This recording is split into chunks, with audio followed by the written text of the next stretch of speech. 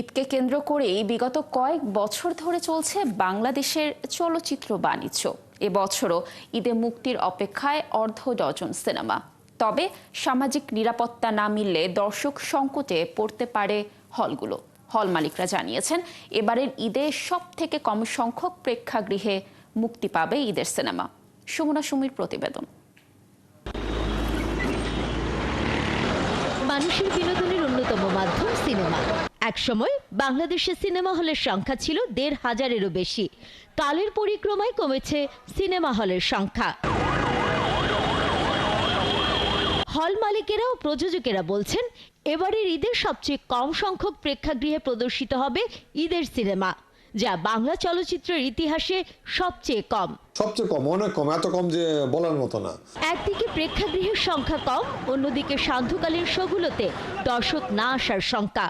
এই শিল্পের সাথে যুক্তরা বলছেন, বেশ কিছুদিন থেকেই নারীর প্রতি সহিংসতা, চুরি, ছিনতাই, রাহাজানিতে মানুষ ভয় পাচ্ছে ঘর থেকে বের হতে। এমন অবস্থা বজায় থাকলে মুখ থুবড়ে পড়তে পারে চলচ্চিত্র বাণিজ্য। সিকিউর না হন রাত্রেবেলা বাইরে যেতে, বাসার বাইরে যেতে, তাহলে আপনার ইভিনিং শো, নাইট শোগুলি খুব খারাপ হবে। আর ইভিনিং শো, নাইট শো যদি খারাপ হয়, তাহলে সিনেমার জন্য খুব বাজে ব্যাপার হবে। অন্যদিকে ভিন্ন মত রয়েছে অনেক পরিচালকের। তারা বলছেন, বাংলাদেশের ফিল্ম ইন্ডাস্ট্রির জন্য এবার ঈদ হতে পারে কি পয়েন্ট।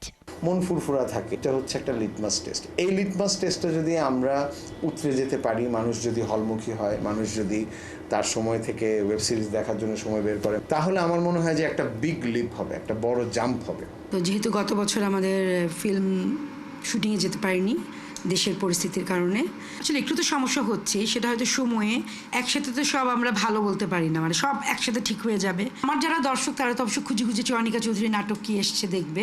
অন্যদিকে সিনেমার কলাকুশলীরা আশায় মুখ বেঁধে ইতোমধ্যে নেমে পড়েছেন ঈদের সিনেমার প্রচারণায়।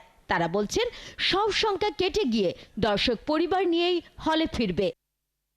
সুমনা সুমি, ৭১, ঢাকা।